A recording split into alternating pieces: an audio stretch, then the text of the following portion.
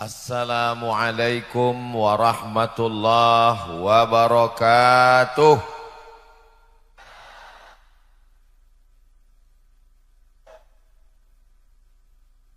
Memang cantik batu manikam diberi seorang teman. Dari bunyi sambutan salam, sepertinya jamaah belum sarapan. Apa kabar Bapak Ibu semua? Saya alhamdulillahi rabbil alamin. Allahumma salli ala sayyidina Muhammad wa ala alihi wa sahbihi wa barik wa sallim. Laisa minna, tidak diakui sebagai umat kami, kata Nabi Muhammad sallallahu alaihi wasallam, man lam yarham saghirana, tidak sayang kepada anak-anak, walam ya'rif syarafa kabirina, tidak hormat kepada orang tua. Semua anak-anakku, adik-adik, para santri, mudah-mudahan selalu dijaga Allah istiqomah iman dan Islam.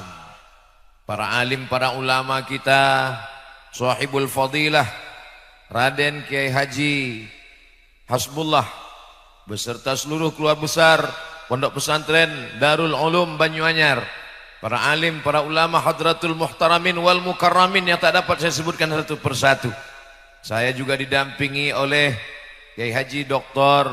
Ahmad Fauzi Tijani, pimpinan Pondok Pesantren Al-Amin Perenduan. Tak dapat saya sebutkan satu persatu, tidak menghormati rasa takzim dan hormat saya. Saya tidak sebutkan bukan karena saya tidak hormat, tapi karena saya tidak ingat. Insya Allah semua yang berhadir ini dimuliakan Allah Subhanahu wa ta'ala.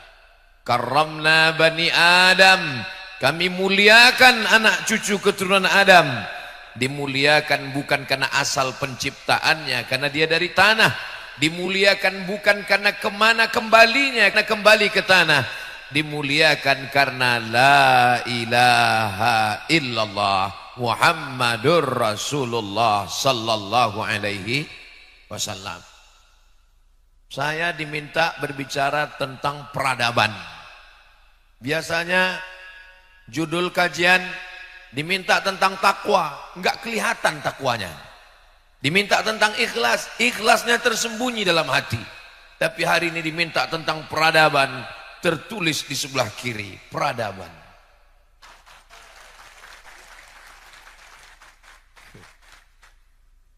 Ustadz Somad punya banyak teman, temannya dari Indragiri. Kenapa Ustadz Somad letak sorban di sebelah kanan? Supaya kelihatan tulisan di sebelah kiri. Mohon maaf, Ustadz Abdul Somad ini kurang adab, kurang akhlak. Bagaimana sopan santun tata kerama? Kenapa berdiri di depan kiai? Saya sudah mohon izin. Kata kiai, silakan. Kenapa Ustadz membelakangi mereka? Saya juga sudah mohon izin, saya angkat 10 jari. Mereka semuanya diam. As-sukutu alamatur ridho. Itu kan hadis untuk perempuan Ustadz untuk nikah. Mungkin bisa juga kita bawa untuk izin saya hari ini. Ini perlu saya jelaskan, karena ini nanti direkam. Orang akan melihat, di komen di YouTube. Ini Ustadz Somad membelakangi kiai di depan para alim, para ulama. Kenapa dia berdiri? Jamaah bisa menjelaskan. Supaya apa? Jangan ada dusta di antara kita. Allahumma salli ala sayyidina Muhammad wa ala alihi wa sahbihi wa barik wa sallim. Tema kita, saya sebetulnya mau ngelihat foto saya di belakang. Merawat persatuan umat menuju perubahan dan peradaban bangsa yang maju. Pertama, persatuan. Kalau melihat perbedaan, jelas banyak sekali beda. Saya dengan kiai dari atas sampai bawah beda. Saya pecinya hitam, beliau peci putih. Saya pakai kain sarung, beliau pakai jubah. Kalau antara yang pakai sarung dengan yang pakai jubah kelahi, yang ketawa yang nggak pakai celana. Tapi kalau dilihat persamaan, kalau mau jaga kesatuan, lihatlah apa persamaan di antara kita. Apa persamaannya? Sama-sama menutup aurat. Tadi ketika sampai, nggak ada kiai mempermasalahkan saya, nggak ada beliau mengatakan, Ustaz Abdul Somad, kenapa datang kemari pakai peci hitam? Nggak ada beliau permasalahkan. Kenapa? Karena di peci hitamnya tertulis Banyu Anyar. Nggak ada beliau permasalahkan saya pakai kain sarung. Kenapa? Kain sarungnya juga sudah dikasih warna hijau, lupa makainya. Saudara yang dimuliakan Allah Subhanahu wa taala, cobalah kita melihat beberapa titik-titik persamaan di antara kita. Ada seorang ulama yang ahli hadis. Siapa dia? Imam Malik bin Anas. Meninggal tahun 179 Hijrah. Makamnya di pemakaman Baqi di samping Masjid Nabawi. Panjang umur, sehat badan, kita akan berziarah ke makam Imam Malik bin Anas dalam acara Umroh Akbar insyaallah. Ongkos tanggung masing-masing. Imam Malik bin Anas adalah ahli hadis. Katabtu kitabi hadza, saya menulis kitab ini. Wa aradtu ala sab'ina min fuqaha'il Madinah, saya sudah mempresentasikan kitab hadis ini kepada 70 ulama ahli hadis di kota Madinah. Kulluhum wata'uni, semua mereka setuju dengan isinya. Fasammaituhu muwatta'a, maka saya sebut kitab ini dengan kitab hadis muwatta'. 14 riwayat hadis muwatta'. Salah satunya diriwayatkan oleh Imam Muhammad bin Idris Asy-Syafi'i, tapi riwayat yang kita baca masyhur hari ini adalah riwayat yang begitu masyhur dibaca oleh para ulama terakhir kali. Itulah dia yang sampai ke kita, kitab hadis tertua, lebih tua daripada Sahih Al-Bukhari 256, lebih tua daripada Sahih Muslim 261, karena Imam Malik bin Anas 179. Mudah-mudahan anak-anak kita termasuk para ahli hadis yang membaca, mengajarkan, mengamalkan hadis Rasulullah sallallahu alaihi wasallam. Tapi di sana ada ahlur ra'yi yang lebih rasional. Bukan berarti mereka meninggalkan hadis Rasulullah, mereka juga pakai hadis. Dia adalah Imam Abu Hanifah. Imam Abu Hanifah meninggal tahun 150 Hijrah di Kufah, di Irak. Yang satu ahlul hadis, yang satu ahlul ra'yi. Berdebat mereka tentang masalah hukum. Yang memperhatikan adalah ulama hadis, ulama fikih dari kota Kairo, dari Mesir. Beliau adalah Imam Al-Laits ibnu Sa'ad.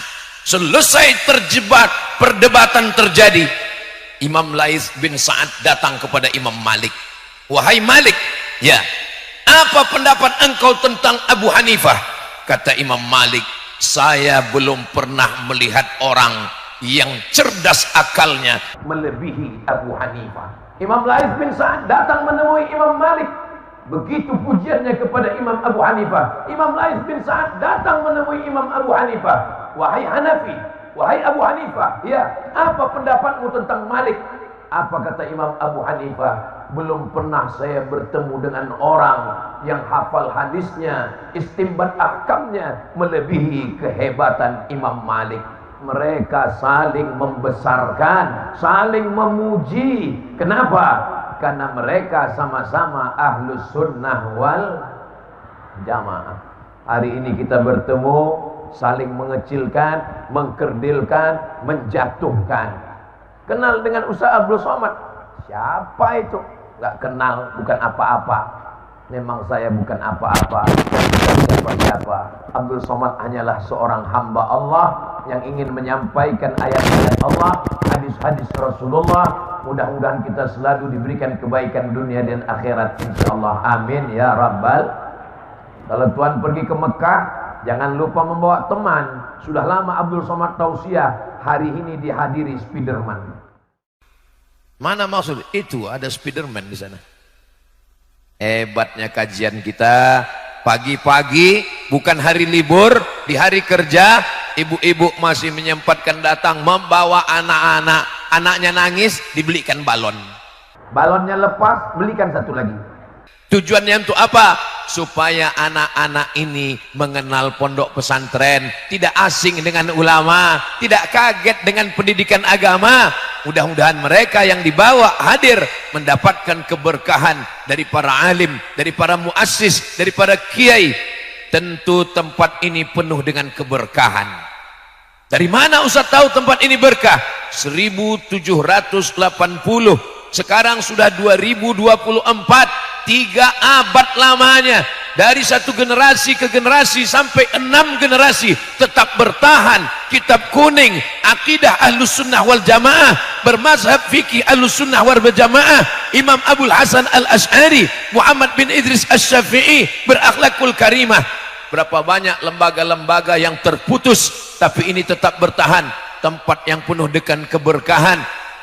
Untuk para alim, para ulama, para kiai yang sudah mendahului kita, mereka yang bersusah payah, bersimbah darah untuk menegakkan agama Allah, kita tak dapat membalas kebaikan mereka. Untuk mereka semuanya, Al-Fatihah. A'udzubillahi minasyaitonir rajim. Bismillahirrahmanirrahim. Alhamdulillahi rabbil alamin. Ar-Rahmanir Rahim. Maliki yaumiddin. Iyyaka na'budu wa iyyaka nasta'in. Ihdinas siratal mustaqim. Siratal ladzina an'amta 'alaihim ghairil maghdubi 'alaihim waladdallin. Amin. Mudah-mudahan dengan kita ajak santri anak kita membacakan Al-Fatihah, maka nanti kita pun juga kalau mati sudah menghadap Allah, anak-anak kita, santri kita pun tidak melupakan kita dan akan mengirimkan Al-Fatihah dan doa untuk kita semua insyaallah. Amin. Anak-anak yang tadi melambaikan tangan, anak-anak yang mengambil foto dan gambar, fotonya mereka cetak. Nanti sampai masanya anaknya, istrinya akan bertanya, ayah, ini foto ayah di mana? Ini foto di pondok pesantren Darul Ulum Banyuanyar. Waktu itu acara apa? Acara pengajian tabligh akbar. Siapa yang ceramah? Almarhum Abdul Somad. Semua tinggal kenangan. Pada akhirnya kehidupan manusia hanya tinggal sepotong kenangan, maka tinggalkanlah kenangan-kenangan yang baik untuk diingat. Adapun yang tidak baik, uzkuru mahasina mautakum. Orang-orang yang sudah meninggal, sebutlah kebaikan-kebaikannya. Mudah-mudahan yang kita tinggalkan semuanya kebaikan insyaallah. Adapun yang tidak baik dilupakan oleh sejarah. Amin ya rabbal alamin. Ibu, bapak yang merasa kurang sehat, pusing kepala, jangan cemas, ambulan sudah siap. Imam Ahmad bin Hanbal, Imam Hambali, imam mazhab yang keempat, itu tidak meyakini subuh itu ada kunutnya. Maka Imam Ahmad bin Hanbal tidak berkunut. Sedangkan Imam Muhammad bin Idris Asy-Syafi'i, Imam Syafi'i meyakini sholat subuh ada kunutnya. Disahihkan, dinyatakan oleh Imam An-Nawawi dalam kitab Al-Majmu' Syarah Muhadzab. Lalu kemudian datang seseorang bertanya kepada Imam Ahmad bin Hanbal, wahai Imam Ahmad bin Hanbal, ya, saya ikut mazhab kamu, saya subuh tidak pakai kunut. Ya, kata Imam Ahmad bin Hanbal, bagaimana kalau saya berimam, saya jadi makmum, imam saya bermazhab Syafi'i yang subuhnya pakai kunut. Apa kata Imam Ahmad bin Hanbal? Kalau imammu baca kunut, maka engkau aminkan imam, engkau katakan amin. Idza qanatal imamu faqanata. Kalau imam berkunut, maka makmum pun ikut mengatakan, ucapkan amin. Allahumma hdina fi man hadait, amin. Wa afina fi man afait, amin. Wa tawallana fi man tawallait, amin. Wa barik lana fi ma a'tait, amin. Wa qina bi rahmatika syarra ma qadait, amin. Hari ini ada orang yang mengaku mengikut mazhab Imam Ahmad bin Hanbal, Imam Hambali, tapi saya pernah sholat di samping saya, imam baca kunut, dia diam.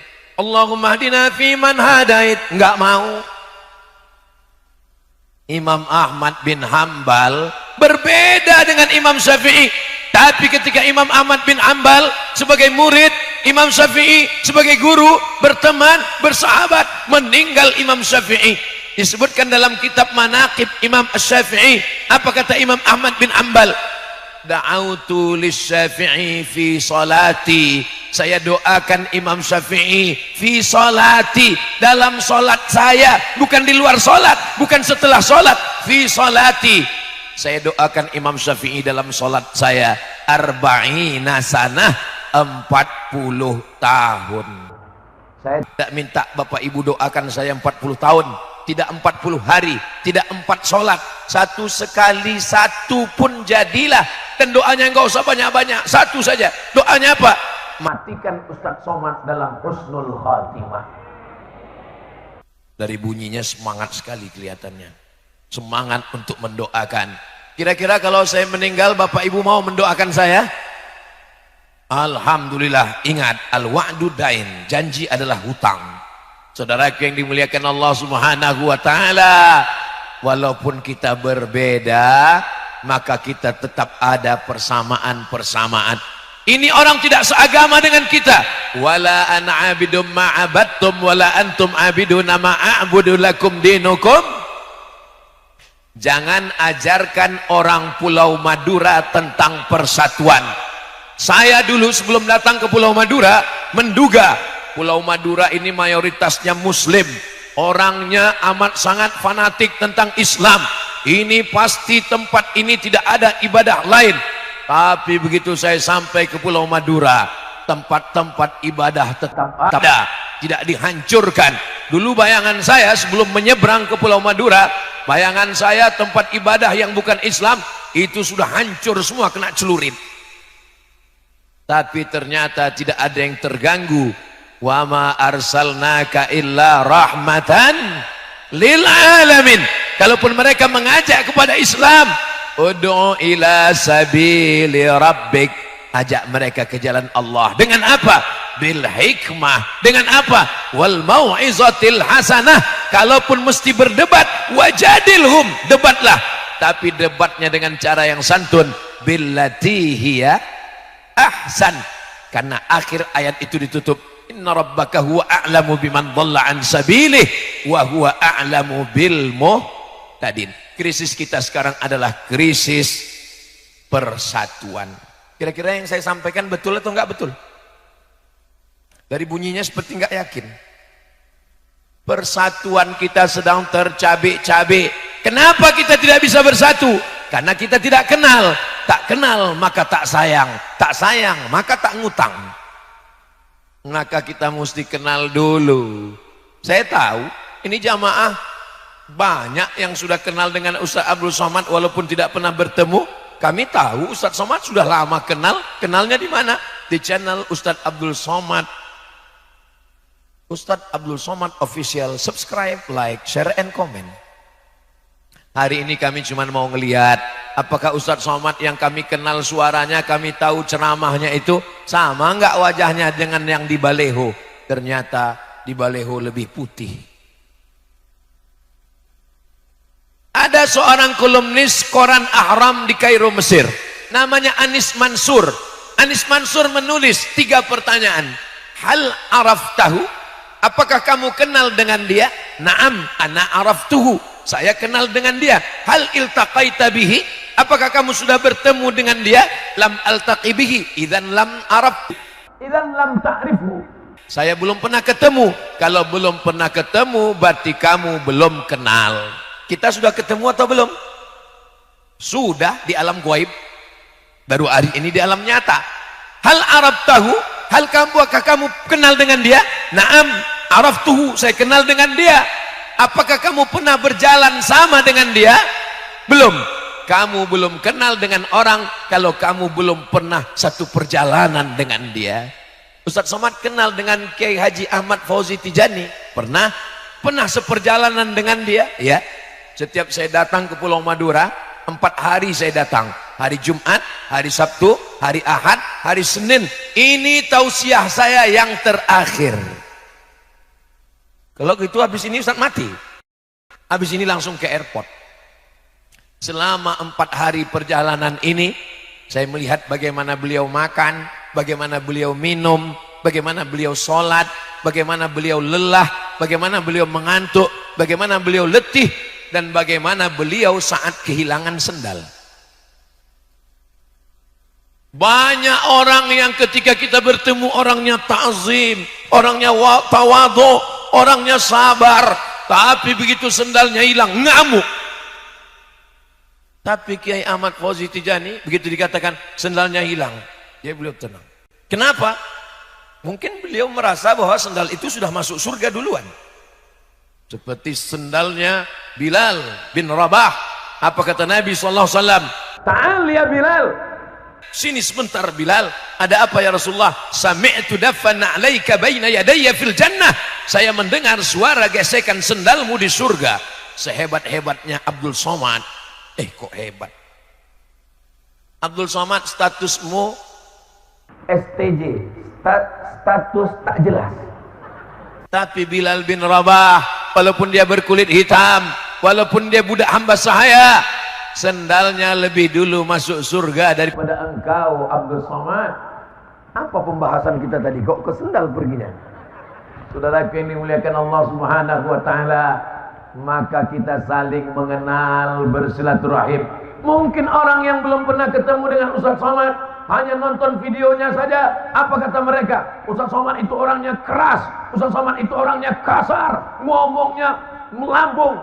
Ustaz Somad itu bukan keras, suaranya yang nyaring.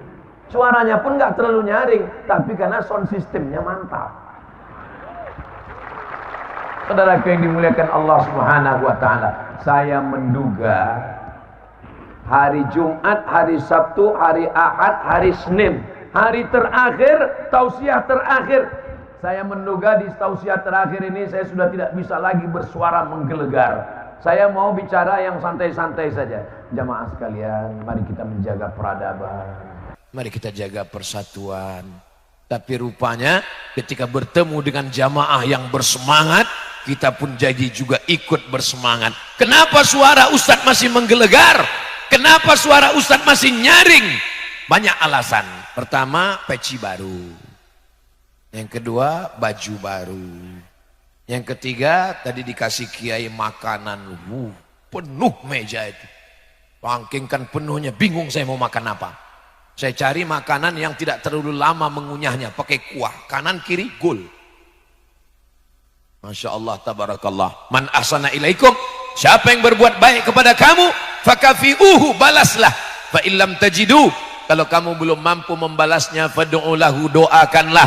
Semoga kiai panjang umur, murah rezeki.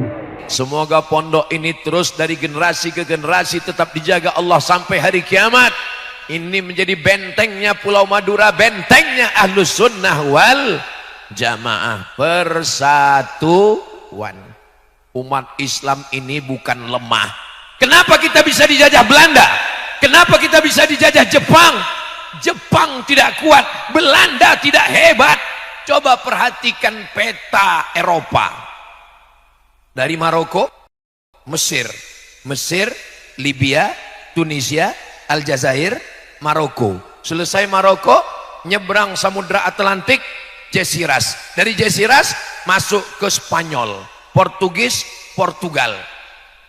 Ustadz, Portugis dengan Portugal dua negara, satu negara. Apa bedanya? Portugis orangnya, Portugal negaranya. Portugal itu nama negara, bukan persatuan orang tua gatal. Portugal negaranya, Portugis orangnya. Negaranya kecil-kecil. Spanyol, Portugis, Portugal, Perancis, Jerman, Inggris, ada pulaunya dikit. Belanda kecil sebesar upil. Tapi kenapa bisa menjajah kita? Bukan karena mereka kuat, bukan karena mereka hebat, tapi kenapa? Karena kita mau diadu domba. Jangan mau diadu domba, karena yang mau diadu cuma kita, bukan domba. Maka kita diingatkan Allah Subhanahu wa taala, khalaqakum min nafsin wahidatin wa khalaqa minha zawjaha wa batha minhuma rijalan katsiran wa nisaa. Diciptakan Allah dari Adam dan Hawa. Cuman satu manusia, Adam, dan Hawa diciptakan dari tulang rusuknya. Setelah itu kita pun bertebaran di atas muka bumi Allah Subhanahu wa taala. Ustaz Somad dari Pulau Sumatera, jauh di sana. Dari Pulau Sumatera naik pesawat dari Pekanbaru ke Pulau Jawa, Cengkareng, Jakarta. Dari Jakarta naik pesawat lagi ke Surabaya. 2,5 jam baru sampai. Kalau naik kapal laut berapa lama? Tapi orang Pulau Madura tidak pernah mempermasalahkan Abdul Somad. Jangan datang Abdul Somad, kamu orang Sumatera. Enggak. Jangan datang Abdul Somad, kamu orang Melayu. Bukan. Mereka melihat persamaan. Abdul Somad sama-sama Negara Kesatuan Republik Indonesia. Abdul Somad sama-sama La ilaha illallah Muhammadun sallallahu alaihi wasallam. Ketika umat ini diadu domba, berpecah belah, akhirnya ulama-ulama lah yang menyatukan kita. Dulu orang selalu mengatakan negara ini negara demokrasi. Betul, tidak salah. Yang menyatukan kita adalah pahlawan-pahlawan nasional. Betul. Tapi baca sejarah, siapa yang pertama menyatukan kita? Yang terpecah belah dengan mazhab fikihnya, dengan mazhab akidahnya, dengan suku-sukunya. Kita bersatu 1912, 1905, 1926, 1928, jauh sebelum Sumpah Pemuda. 1905 Sarekat Islam yang terdiri dari orang-orang yang bersama dalam satu akidah, dalam satu ibadah, dalam satu Allah. Tuhannya satu, qul huwallahu ahad, nabinya satu, Muhammadur Rasulullah, kiblatnya satu, fawalli wajhaka syatral masjidil. Berbangsa satu, bangsa Indonesia. Bertanah air satu, tanah air Indonesia. Berbahasa satu, bahasa Indonesia. Itu 1928 guys. 1905 Sarekat Islam. 1912 Kiai Haji Ahmad Dahlan Muhammadiyah. 1926 Nahdlatul Ulama Mbah Hasyim Asy'ari. 1928 Persatuan Tarbiyah Islamiyah Syekh Sulaiman Ar-Rasuli di Bukit Tinggi, murid dari Syekh Ahmad Khatib Minangkabau. 1928 saudara-saudara kita yang satu bangsa satu tanah air barulah menyatakan Sumpah Pemuda. 1930 Al-Jam'iyatul Wasliyah, wasal menyambungkan, wasal menghubungkan. Karena terpecah belahnya umat, maka para ulama berkumpul di Medan Sumatera Utara meminta fatwa kepada Syekh Muhammad Yunus. Wahai Syekh Muhammad Yunus, apa yang layak untuk mempersatukan kita? Kita sudah tercabik-cabik, kita terpecah belah. Satukan, menyatukan dalam bingkai persatuan Al-Jam'iyatul Wasliyah. Semuanya ini dipersatukan oleh para ulama. Jadi kalau ada hari ini yang dikatakan ulama tapi malah memperpecah belah kita, maka sesungguhnya mari kita kembali kepada tuntunan Al-Quran dan sunnah Rasulullah sallallahu alaihi wasallam. Tapi nggak bisa sekedar tablik akbar, nggak selesai masalah ini dengan ceramah, dengan khutbah. Solusinya adalah kembali ke pondok pesantren. Saya tausiah di masjid, saya lihat ada bapak-bapak pakai cincin emas. Terus saya tanya, itu cincin bapak emas? Iya Pak Ustadz. Kenapa bapak pakai cincin emas? Karena Allah menyuruh dalam Al-Quran. Hah? Lama saya mikir, berarti piknik saya kurang jauh ini. Mazhab apa ini ya? Kalau boleh tahu Pak ayatnya? Khudhu zinatakum inda kulli masjid. Khudhu, ambillah, pakailah, zinatakum, perhiasan kamu, inda kulli masjid. Kalau kamu mau ke masjid, pakailah perhiasan. Inilah perhiasan yang paling bagus. Lama saya terdiam. Ini lama-lama orang yang waras ragu dengan kewarasannya. Ada sahabat kita, dia pergi ke rumah sakit jiwa. Begitu masuk pintu gerbang, ketemu orang gila. Orang gila di pintu gerbang itu nanya, sudah lama gila? Saya waras, kamu yang gila. Masuk ke dalam, di tengah tanah lapang, orang gila lagi duduk ngumpul, tepuk tangan. Orang gila, orang gila. Saya yang waras, kalian yang gila. Masuk lagi ke dalam, di dekat kantor direktur rumah sakit, ketemu satu orang gila. Nanya, sudah lama gila? Lama-lama kata sahabat kita ini, saking banyaknya orang gila, orang waras ragu dengan kewarasannya. Seandainya semua orang mengatakan, kamu kalau mau ke masjid bawa perhiasan, kalau mau ke masjid bawa perhiasan, kalau mau ke masjid bawa perhiasan, ayatnya jelas, khudzu zinatakum inda kulli masjid. Orang yang awam pun akan terikut. Siapa yang mengerti tentang ayat ini? Yang ngerti adalah santri pondok pesantren. Daftarkan anak Anda ke pondok pesantren Darul Ulum sebelum tanggal penutupan berikut ini. Ingat, kuota terbatas. Saudaraku yang dimuliakan Allah, saya tidak pernah diminta untuk buat endorse, saya tidak pernah dibisik-bisiki untuk buat pengumuman. Lalu kenapa Ustadz ngomong begini? Supaya bapak ibu yang memasukkan anaknya, anaknya jadi para alim ulama, anaknya menjadi ahli fikih, dan ketika nanti anaknya masuk surga, anaknya pasti nanya, Ustadz Somad mana? Disitulah saya mendapatkan syafaat dari santri-santri alumni pesantren Darul Ulum Banyuanyar, insyaallah. Amin ya rabbal. Masuk surga itu nggak sendirian, Pak. Masuk surga itu berjamaah, ramai-ramai. Mana ayatnya masuk surga ramai-ramai? Jelas-jelas dalam Al-Quran datang ngadap Allah sendirian. Walaqad ji'tumuna furada. Kamu datang menghadap kami furada, sendirian. Ayat ini cerita tentang kamu datang menghadap kami sendirian, bukan ayat berangkat haji pakai visa furoda. Kama khalaqnakum awwala marrah, sebagaimana dulu kami ciptakan kamu sendirian, kamu pun akan menghadap kami mati sendirian. Betul, tapi saat masuk surga kita berjamaah. Wasiqal ladzina taqau ilal jannati zumara. Mereka masuk surga digiring, dibawa zumara, berjamaah. Dan di antara jamaah yang akan masuk surga itu adalah jamaah peradaban. Tentu yang masuk lebih dulu yang punya seragam. Jamaah peradaban berangkat. Yang masuk, yang pakai seragam dulu, masuk. Ustadz Somad masuk, of course. Itulah maka pentingnya kita selalu bersama dengan orang-orang soleh, bukan somad. Tadi saya mulai tausiah jam 8:30. Sekarang sudah jam 9 lewat 10.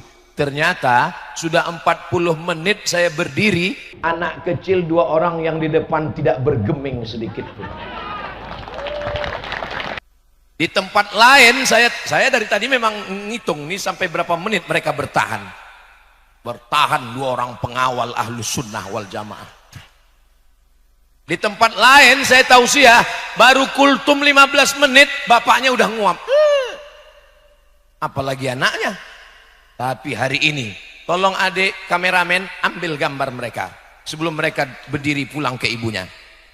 Mohon maaf ya Bu, ini anak diancam atau sukarela? Saudaraku yang dimuliakan Allah Subhanahu wa Ta'ala, kalau anak-anaknya saja tahan mendengar ceramah, apalagi bapak ibunya. Betul? Memangnya Ustadz Somad nggak pernah diundang acara ceramah untuk anak-anak? Pernah. Pengalaman yang paling menggetarkan hati. Assalamualaikum Ustadz Somad. Waalaikumsalam. Bisa datang menyampaikan tausiah di sekolah kami? Siap. Simatupang, siang malam tunggu panggilan. Saya datang. Begitu saya datang, saya sangka yang mau diceramahi wali santri, wali murid, anak TK semua. Kata protokol, berikut ini mari kita dengarkan tausiah yang akan disampaikan oleh Profesor Dr. Abdul Somad LCMA. Enggak ada satupun anak itu yang peduli. Semuanya kikik. Dalam hati saya, habis harga diriku hari ini.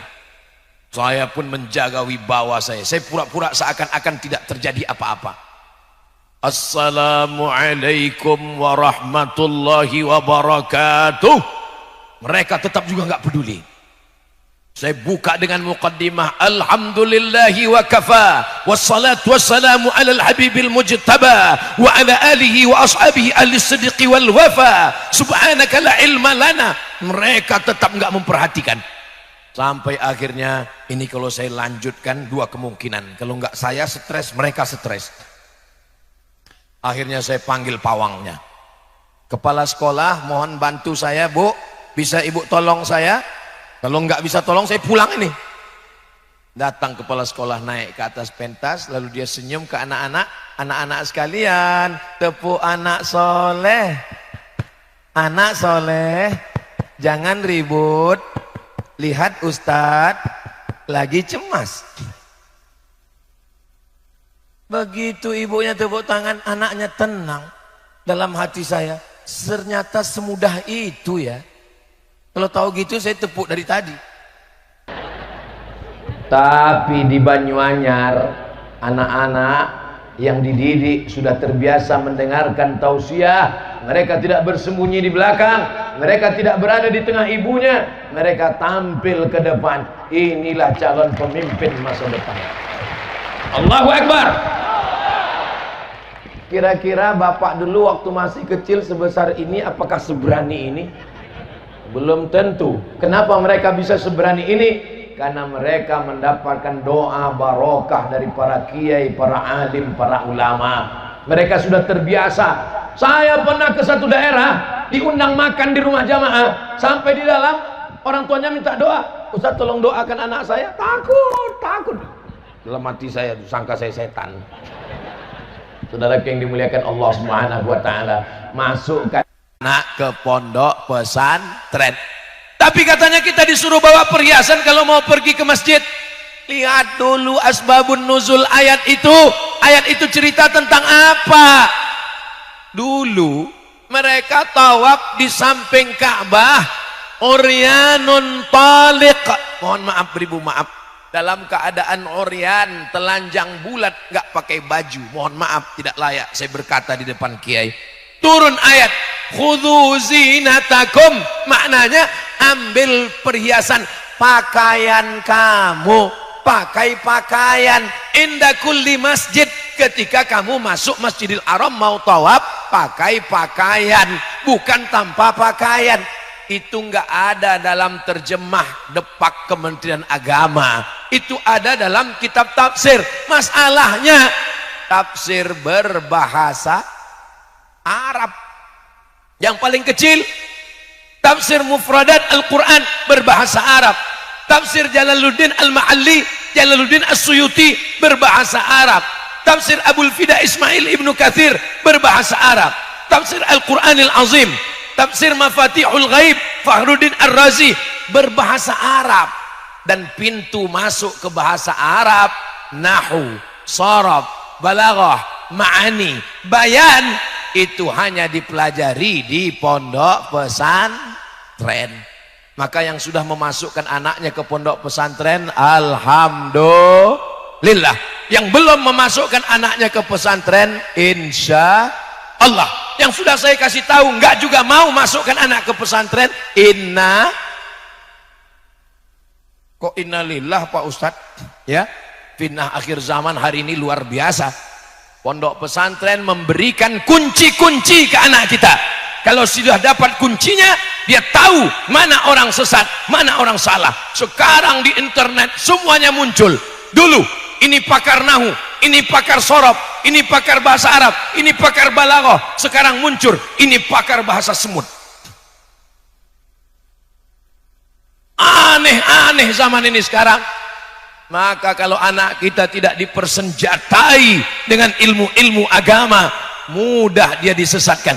La yadurrukum man dhalla idza tadaitum. Kalau kamu dapat hidayah, kalau kamu dapat ilmu, satu dunia menyesatkan kamu, kamu tidak akan bisa sesat.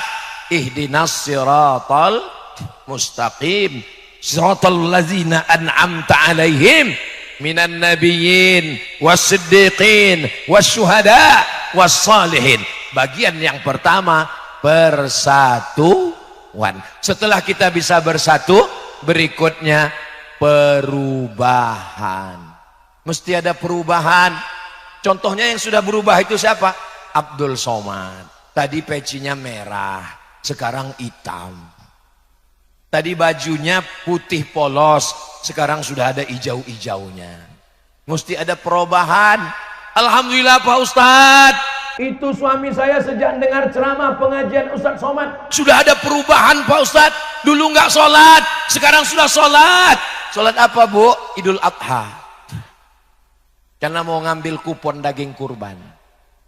Alhamdulillah Ustadz Somad.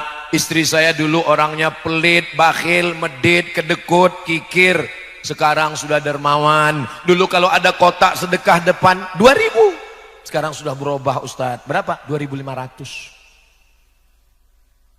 Allah rahasiakan, tidak ada yang tahu siapa dapat haji mabrur. Allah rahasiakan, tidak ada yang tahu siapa dapat sholat wusta. Allah rahasiakan, tidak ada yang tahu siapa dapat Lailatul Qadar. Allah rahasiakan, tidak ada yang tahu siapa dapat taubat nasuha. Kenapa Allah rahasiakan? Supaya kita tetap khauf, takut, cemas, tapi kita tetap berharap. Bainal khauf war raja, takut dan cemas, dan senantiasa berharap. Mudah-mudahan kita mendapatkan haji mabrur, mudah-mudahan mendapatkan Lailatul Qadar, mudah-mudahan mendapatkan taubat nasuha, mudah-mudahan mendapatkan husnul khatimah. Terus apa tanda orang dapat haji mabrur? Apa tanda orang dapat husnul khatimah? Apa tanda orang dapat? Tandanya salah satunya adalah ada perubahan. Ustadz, katanya kalau kita pulang haji itu ada perubahan Pak Ustadz. Gimana perubahannya? Wajah putih bercahaya. Itu bukan haji mabrur, skincare. Wajah Cina, tangan Afrika. Saudara yang dimuliakan Allah Subhanahu wa taala, perubahan bukan dalam bentuk fisik, perubahan dalam bentuk perubahan gaya. Kamu kenapa sekarang cuma duduk-duduk di masjid? Kenapa tidak bisnis? Saya ini dulu Pak Ustadz preman, saya riba, saya zina, saya makan haram. Sekarang setelah saya tobat, saya sudah berubah Pak Ustadz. Perubahannya gimana? Saya cuma nunggu malaikat maut tiba.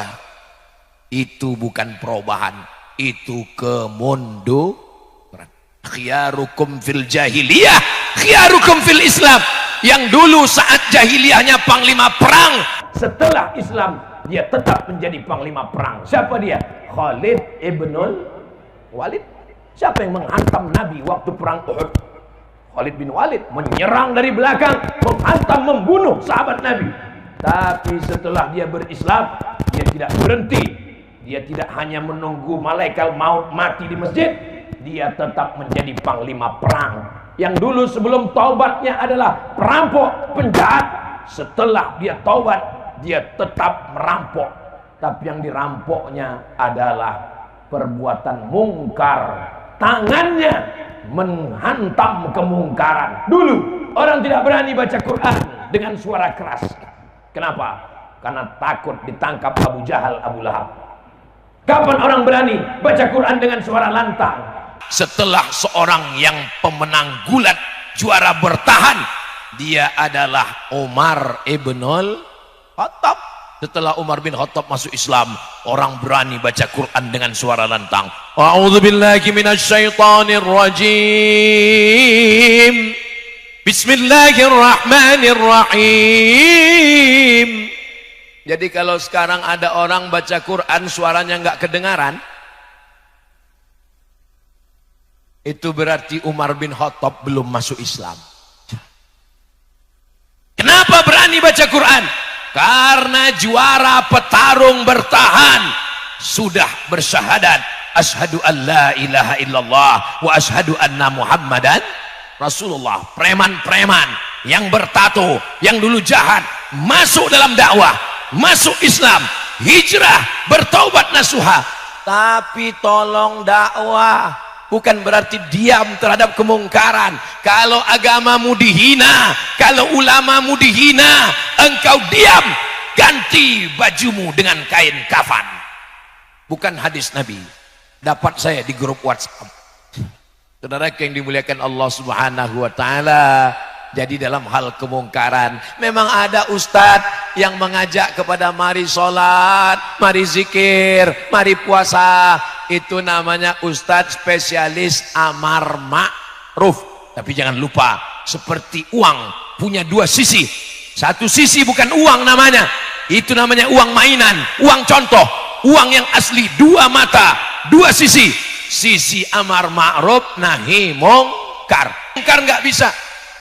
Jangan judi ya, jangan zina ya, nggak bisa. Nabi Muhammad itu bertutur kata lembut, dia nggak pernah marah-marah. Kapan Nabi ada kalanya matanya merah, suaranya menggelegar? Ketika kapan? Ketika ayat-ayat Allah dihinakan, bahkan dibacakan qunut nazilah 1 bulan. Allahumma al'an rel, Allahumma al'an zakwan, Allahumma al'an usayyah, laknatlah mereka ya Allah. Kapan Nabi minta laknat? Ketika para da'i dibunuh, ketika para da'i dihinakan. Allah meminta, Nabi memohon kepada Allah Subhanahu wa ta'ala supaya dilaknatlah mereka. Sekarang banyak orang mengambil sisi kelembutan kebaikan, dipotongnya sisi tegas dalam kemungkaran. Mudah-mudahan santri-santri kita ada masanya lembut dan ada masanya tegas. Asyidda'u 'alal kuffar ruhama'u bainahum. Perubahan kita adalah perubahan ke dalam kebaikan. Kita pun ziarah ke depan makam Sayyidus Syuhada Hamzah bin Abdul Muttalib. Assalamu alayka ya Sayyidas Syuhada, assalamu alayka ya sahiba Rasulillah, assalamu alayka ya amma Rasulillah sallallahu alaihi wasallam. Bagaimana kematian Hamzah? Telinganya digunting, hidungnya dipotong, jantungnya dibelah. Yang membunuh itu adalah Wahsy. Wahsy, budak sahaya berkulit hitam. Dia ambil hirbah tombak, dia tusukkan ke tengkuk Hamzah. Summa hazzaztuhu, saya goncang hingga menembus baina fakhidaihi, antara dua paha Hamzah. Begitulah kejamnya Wahsy. Tahun 3 Hijrah, hari berganti, musim berubah. Tahun 4, tahun 5, tahun 6, tahun 7, tahun 8. Setelah 8 Hijrah, Nabi datang ke kota Makkah Al-Mukarramah membawa 10.000 pasukan. Panglima perangnya Sa'ad bin Ubadah. Apa kata Sa'ad bin Ubadah? Hadza yaumul malhamah. Ini hari balas dendam. Kenapa Ustaz Somad berapi-api sekarang? Mungkin efek baju baru. Gimana rasanya pakai baju baru nih Ustaz Somad?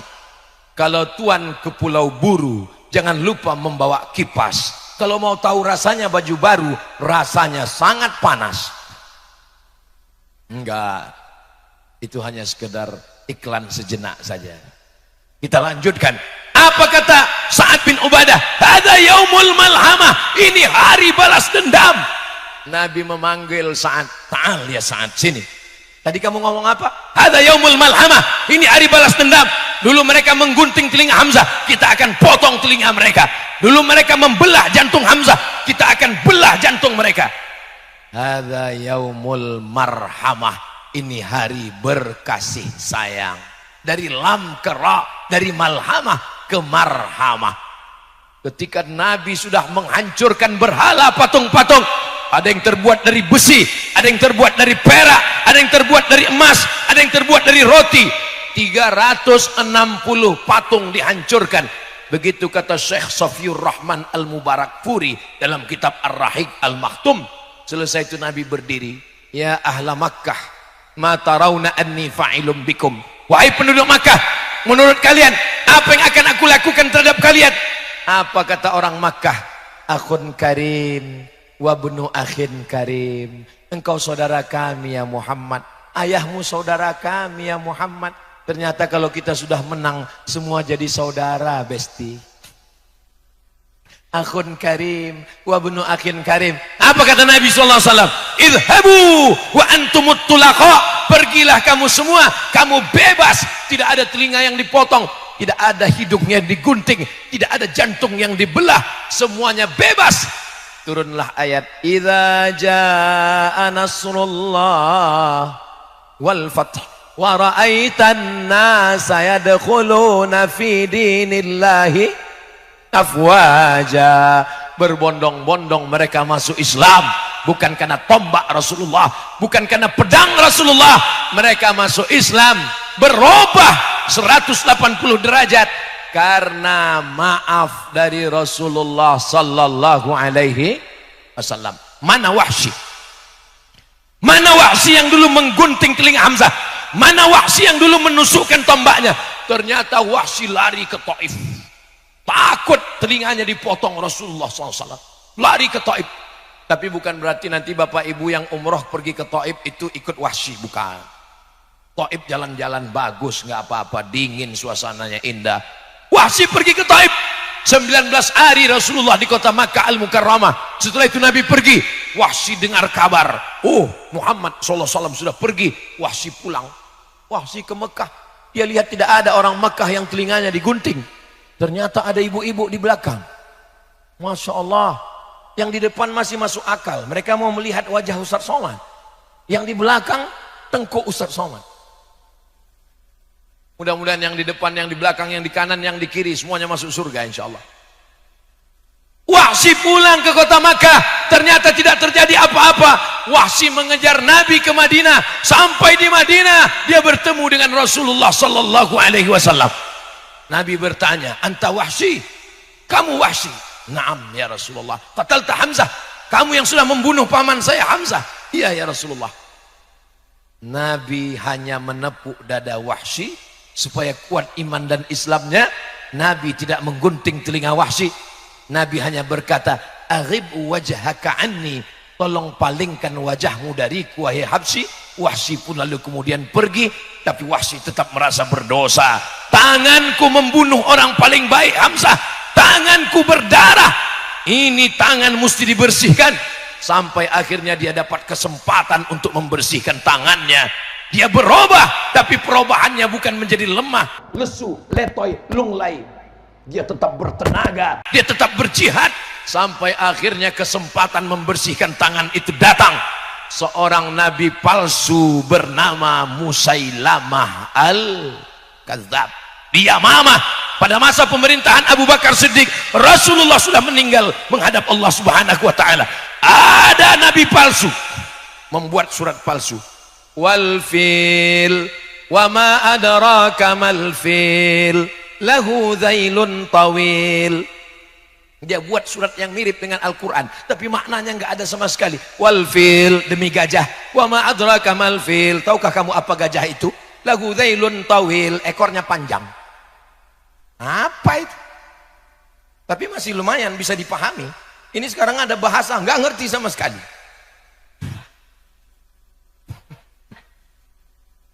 Lalu kata Nabi sallallahu alaihi wasallam, kalau kamu berubah, yang berubah itu imannya, tapi semangatnya tetap.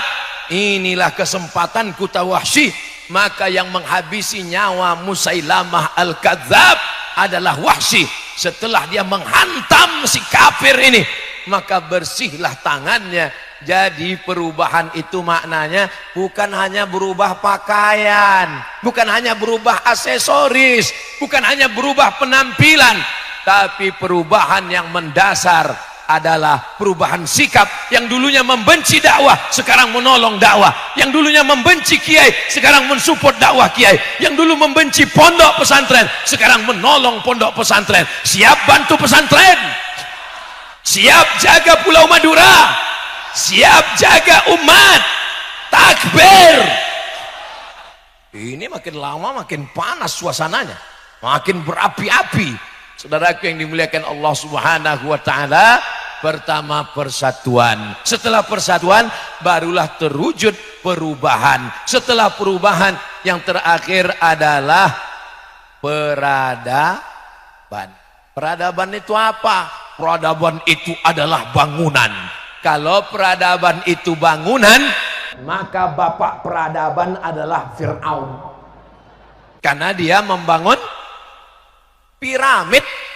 Kalau peradaban itu adalah kekuasaan, maka yang paling lama berkuasa adalah Namrus, 400 tahun. Saking lamanya berkuasa, pertanyaan Namrus kepada rakyatnya, ailahun ghairi, apakah ada Tuhan selain saya? Pemimpin kalau terlalu lama berkuasa, dia mulai nanya, ada Tuhan selain saya? Sudah menjadi Tuhan. Bagaimana Allah menghancurkan Namrus? Namrus tidak mati disambar petir. Kalau Namrus mati disambar petir, indah beritanya. Namrus mati disambar geledek, kan keren beritanya. Tapi Namrus matinya bagaimana? Menghinakan. Namrus mati karena digigit nyamuk. Innallaha la yastahi an yadriba mathalan ma ba'udatan fama fawqaha. Nyamuk, makhluk yang kecil, remeh-temeh, hina.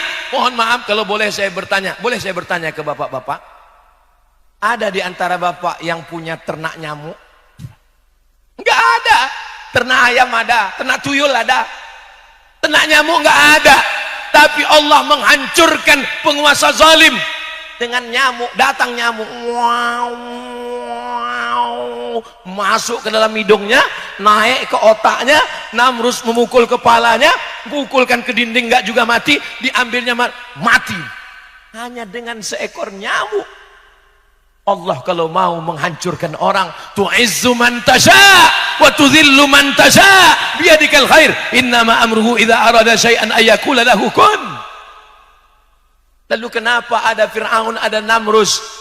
Memang hidup ini begitu, saudaraku. Nanti kalau ada orang mengatakan, kamu baik, aku nggak baik, kamu bagus, aku nggak bagus, kenapa rezekiku lancar, kenapa kamu susah? Memang dunia ini begitu, saudaraku. Dulu ada Kabil, ada Habil, ada Musa, ada Fir'aun, ada Ibrahim, ada Namrus, ada Muhammad SAW, ada Abu Jahal, ada aku, ada kamu. Berpasang-pasangan. Saudaraku yang dimuliakan Allah Subhanahu wa Ta'ala, peradaban itu bukan hanya bangunan. Peradaban yang paling hebat adalah peradaban hasil ilmu pengetahuan. Mukjizat yang lain hilang. Mukjizat membelah Laut Merah hilang. Mana Laut Merah yang terbelah itu? Saya nanya ke teman saya, di mana Laut Merah yang terbelah? Abdul Somad, nanti kalau musim haji kamu pergi ke Mekah, naik kapal laut. Tahun 2000 saya naik kapal laut dari terusan Suez ke Jeddah. Di mana nanti ombaknya besar, disitulah tempat Laut Merah terbelah. Setelah pulang saya cerita sama dia, saya udah naik kapal laut. Di mana yang paling besar? Dari awal sampai akhir besar. Peradaban yu'il mauta biiznillah, yubri'ul akmaha wal abrasa, menyembuhkan orang kusta, menyembuhkan orang lumpuh. Tidak ada lagi wujudnya sekarang. Tapi peradaban yang sempurna adalah Iqra bismi rabbikal ladzi khalaq. Bapak meninggalkan kebun yang luas, tinggal. Ustaz kok tiba-tiba ingat kebun? Ya saya lihat ada kebun. Kau tinggalkan bangunan yang megah, tinggal. Rumah besar, tinggal. Mobil besar, tinggal. Bini besar. Oh. Astagfirullah. Tinggal. Yang kekal abadi mana? Matan al-Ajurrumiyah, Kawakib Durriyah, Al-Imriti, Alfiyah Ibnu Malik. Ini peradaban keilmuan pengetahuan. Maka kalau mau kekal abadi, tinggalkanlah peradaban ilmu yang tidak akan lekang karena panas, tak akan lapuk karena hujan. Semuanya berubah, semuanya berubah. Pohon kayu berubah, bangunan berubah. Yang tidak berubah itu hubungan kita, sayang. Bapak nanti ngomong begitu sama ibu, Saudaraku yang dimuliakan Allah Subhanahu wa taala, peradaban Islam adalah peradaban akhlak. Inilah yang tidak akan pernah mati. Mudah-mudahan anak kita berakhlakul karimah.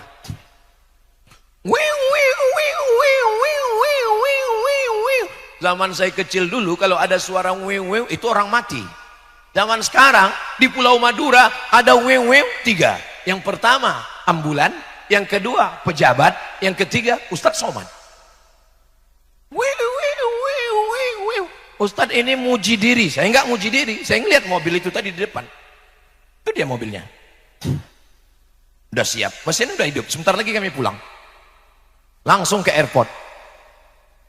Ketika mobil masuk mobil, lalu kemudian semua santri berdiri menunduk. Cari peradaban itu di Amerika. Cari peradaban itu di Eropa. Cari peradaban apa dengan kebanggaan? Kebanggaan apa? Rumah hebat, mewah, tapi angka bunuh diri. Berapa banyak angka bunuh diri? Kenapa bunuh diri? Mereka di Eropa, di Jepang, di Korea, bunuh diri tertinggi di dunia Amerika. Nomor 2 Eropa, nomor 3 Jepang.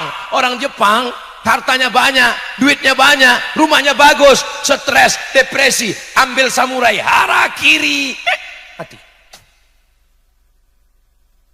Orang Jepang putus asa dengan kehidupan. Orang Korea nggak mau menikah, nggak mau hamil, nggak mau punya anak kecil. Akhirnya apa? Ramai di tengah kesendirian, sendiri di tengah keramaian. Mati di dalam rumah dalam keadaan sendirian, tetangga pun nggak tahu peradaban apa. Tapi umat Islam, orang barat makan pil tidur. Kenapa? Kena penyakit insomnia, nggak bisa tidur. Peradaban apa? Kita belum lagi ceramah, baru ngelihat Ustadz Somad khutbah berapi-api di atas mimbar. Mari kita doakan saudara kita di Palestina. Jamaahnya di bawah. Selesai sholat, nanya ke temannya, kayaknya Ustadz Somad itu aliran sesat. Masa khutbahnya 1 kali? Ini Ustadz Somad nih kayaknya nyindir, ada yang tidur. Enggak, saya dari tadi ngelihat dari kanan ke kiri, enggak ada satu jamaah pun yang tidur, semuanya tetap. Allahu Akbar. Saudara yang dimuliakan Allah SWT, sepanjang Ustadz Somad tausiah, belum pernah marah mempermalukan jamaah depan orang banyak. Kenapa tidur? Kenapa? Enggak pernah, belum pernah sekalipun. Coba dengarkan video saya, enggak pernah. Kenapa Ustadz enggak pernah marah dengan jamaah yang tertidur? Karena orang barat begitu sulit mau tidur. Dia sudah tertidur, berarti hatinya tenang. Berarti kaji Ustadz Somad sudah masuk ke dalam lubuk hati yang paling dalam. Huwallazi anzala sakinata fi qulubil. Subhanallah walhamdulillah wala ilaha illallah wallahu akbar wala haula wala quwwata illa billahil aliyil azim. Peradaban apa yang mau kita harapkan dari Eropa? Bertetangga, tidak pernah bertegur sapa. Kita orang Islam, kenal nggak kenal, hai bro, assalamualaikum ya akhi ya ukhti. Kenal sama dia? Enggak. Kenapa kita mengucapkan salam pada orang yang tak kenal? Karena Nabi mengatakan afsus salam. Peradaban apa dari Rusia? Orang Rusia paling heran ngelihat kita. Kenapa? Orang Rusia paling susah senyum. Kita setiap ketemu orang, jangankan orang, angkot aja lewat senyum. Kenapa? Tabassumika fi wajhi akhika shadaqah. Mereka mau mensosialisasikan senyum, susahnya bukan main. Buat lingkaran bulat, ada mata, ada hidung, ada mulut. Keep your smile. Susahnya. Peradaban apa yang kita harapkan dari Eropa? Seorang Yahudi bernama Bernard Lewis. Siapa namanya? Bernard Lewis. Dari namanya Bernard Lewis itu sudah jelas ini orang nggak mandi wajib. Bernard Lewis, apa kata Bernard Lewis? Eropa akan Islam tidak sampai 50 tahun lagi. Allahu Akbar. Bukan karena kita datang bawa pedang, bukan karena kita membunuh ke Eropa. 3 yang menyebabkan Eropa akan bersyahadat. Yang pertama, umat Islam datang beramai-ramai ke Eropa. Orang Tunisia, orang Aljazair, orang Maroko mengisi Spanyol, orang Turki mengisi Jerman, India, Pakistan, Bangladesh mengisi Inggris. Terus umat Islam memenuhi Eropa. Memangnya orang Eropa kemana? Orang Eropa mati karena tidak menikah. Mereka tidak mau nikah. Sebab apa? Menurut mereka menikah buang-buang waktu saja. Sedangkan orang Islam, fankihu ma tabalakum minan nisa'i mathna wa thulatha wa ruba'. Fa in khif, tunggu Bu, jangan marah dulu. Ini cerita kita di Eropa, bukan di Pulau Madura. Fa in khiftum alla ta'dilu fawahidah, only one. Mereka tidak mau punya anak. Sekarang ada gerakan namanya free child, child free, child anak free, nggak mau punya anak, nikah tapi nggak mau punya anak, nggak mau ribet. Maka dalam Islam diajarkan tazawwajul walud, nikahilah perempuan yang subur, al-wadud, yang penyayang anak. Adik-adik yang belum nikah, nikahi perempuan yang subur. Bagaimana caranya Pak Ustaz? Dites dulu. Jangan. Ditanya dulu, Dek, kamu anak nomor berapa? Aku anak pertama. Satu keluarga berapa orang? Aku satu-satunya. Mohon maaf, kamu tidak lulus fit and proper test. Ketemu lagi, kamu nomor berapa? Aku nomor 13. Gua banget. Karena kalau dia banyak saudaranya, berarti ibunya subur, berarti dia juga akan subur. Saudaraku yang dimuliakan Allah, inni mukatsirum bikumul umama yaumal qiyamah. Saya, kata Nabi yang paling bangga pada hari kiamat, karena umatnya paling banyak adalah umat Nabi Muhammad sallallahu alaihi. Kenapa mereka hancur? Gedungnya sudah berdiri tinggi, menara Eiffelnya, menara Romanya. Kenapa Eropa hancur? Karena mereka tidak punya keturunan, habis musnah. Nanti Bapak Ibu kalau ke Pekanbaru, ada namanya Masjid Agung An-Nur. Di samping Masjid Agung An-Nur itu dulu banyak pohon korma, tapi nggak ada yang berbuah. Akhirnya dipanggil satu profesor bidang kolma dari Thailand, namanya Profesor Kolak. Profesor Kolak diperintahkan untuk melihat kebun-kebun kurma. Kenapa kurma tidak berbuah? Akhirnya dia tersenyum. Kenapa Prof? Kenapa kurma nggak berbuah? Karena kurma ini jantan semua. Itu menunjukkan Eropa akan binasa karena jantan semua. Apa maksudnya? LGBT. Walaupun LGBT itu bunyi kalimatnya muannas. LGBT, LGBT, LGBTunna. Jangan tulis LGBT, nanti kena ban langsung. Maka caranya tulis, karena itu punya mereka. Jangan tulis Israel, nanti kena ban, kena hapus, kena take down. Jadi tulis apa? Israel. Jangan tulis LGBT, jadi tulis apa? LGBTkum. Saudara yang dimuliakan Allah Subhanahu wa taala, mereka akan musnah bukan dengan peperangan. Itulah janji Rasulullah sallallahu alaihi wasallam, la tuftahannal Qastantiniyah, kamu akan menguasai Rum. Sampai masanya berkumandanglah azan di atas menara Eiffel, Allahu Akbar, Allahu Akbar. Mudah-mudahan itu adalah santri-santri kita insyaallah. Amin ya rabbal alamin. Siapa yang tausiah di pesantren Darul Ulum Baju Anyar tadi? Ustadz Abdul Somad. Apa yang dia sampaikan? Ada 3. Apa yang 3 itu? Aku gak ingat. Yang pertama persatuan, yang kedua perubahan, yang ketiga peradaban. Bagi yang tidak ingat, bisa ditonton ulang di channel Ustadz Abdul Somad Official. Subscribe, like, share, and comment.